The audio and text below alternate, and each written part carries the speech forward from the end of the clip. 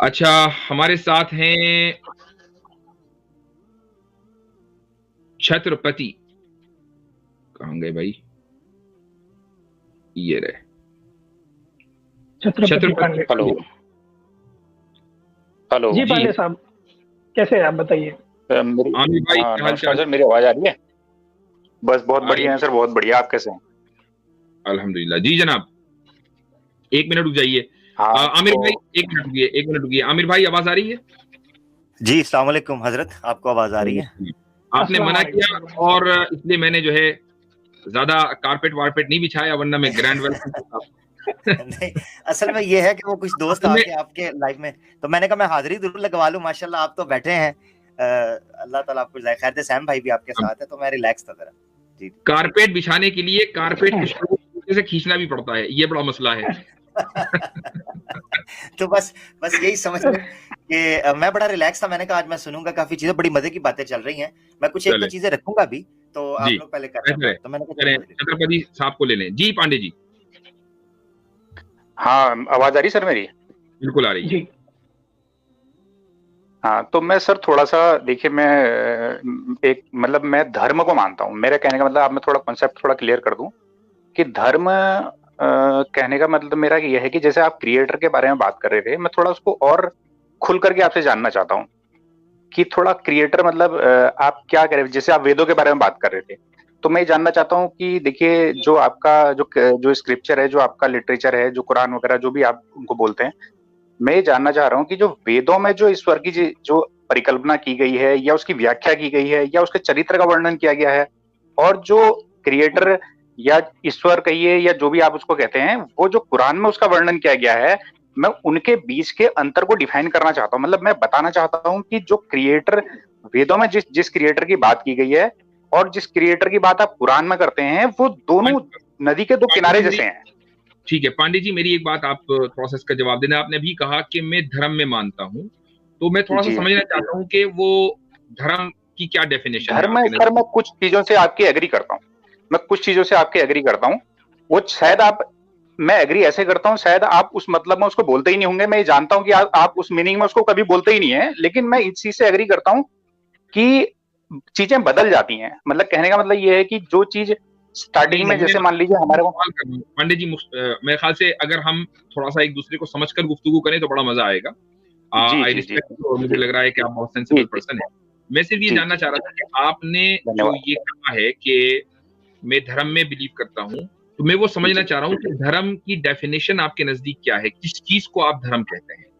Sir, मैं अभी आपको धर्म की डेफिनेशन अपने नजदीक बताऊंगा तो अब ये चीज क्लियर नहीं हो पाएगी कि जिस पे मैं बात करना चाह रहा हूँ वो क्लियर नहीं हो पाएगी। वो जब आएगी बात कि धर्म की डेफिनेशन में क्या मानता हूँ, वो तब आ पाएगी कि मैं जो वैदिक जो ईश्वर है, जो वेदों में जिसकी डिस्क्रिप्शन, जिसको डिस्क्राइब किया गया है, जिसको परिभाषित किया गया है, उस ईश्वर का, और जो आप स्क्रिप्चर, जो इस्लाम में जो स्क्रिप्चर की बात की जाती है, उसमें जो डिस्क्राइब किए गए ईश्वर के बीच का अंतर बताना चाहता हूं पहले, कि वाकई नहीं में क्या पांडे जी, ईश्वर का जी वो क्या पांडे चरित्र, जी, क्या वो गुणदोष इस पूरी कायनात के, इस सृष्टि के निर्माता के हो सकते हैं, जिस तरह के मतलब कुरान में बताए जाते हैं।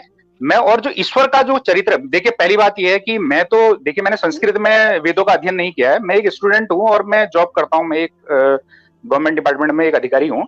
तो मैंने जो भी अध्ययन किया हुआ है, जो भी मैंने अपने लाइफ में जो चीज स्टडी की हुई है, वो जिस भाषा में मैं जानता हूँ, हिंदी अंग्रेजी में, मैंने उसमें उसको पढ़ा हुआ है और उसको समझने की कोशिश की गई है।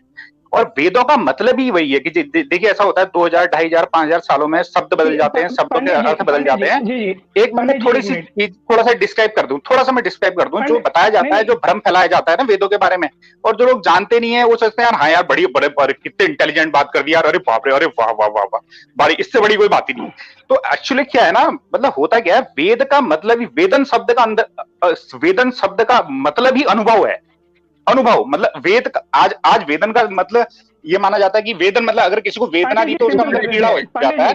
पांडे लेकिन जी सिंपल कर देते वेद का हैं। एक मिनट मतलब ही पांडे जी, अध्ययन। जी जी जी पांडे जी, पांडे जी, जी जी जी थोड़ा जी सांस ले लीजिए, थोड़ा सिंपल जी कर देते हैं हम। आज की टॉपिक है जी जी कि yes to the creator, no to the राष्ट्र।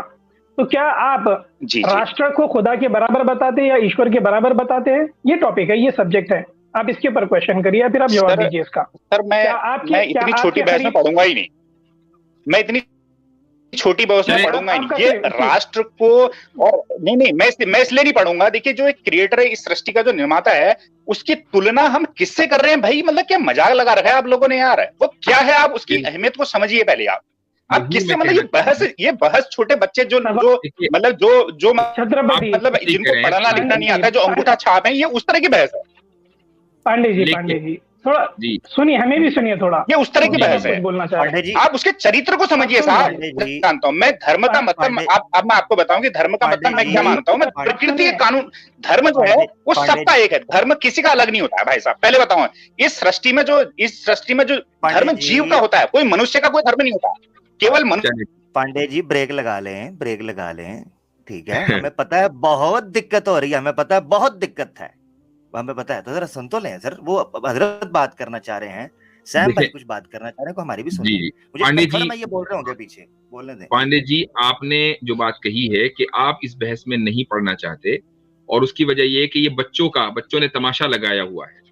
मसला, आपने बात बिल्कुल ठीक की है और आई एग्री विद यू, और मैं समझता हूं कि आपके साथ इत्तेफाक करने के अलावा कोई दूसरा ऑप्शन होना भी नहीं चाहिए।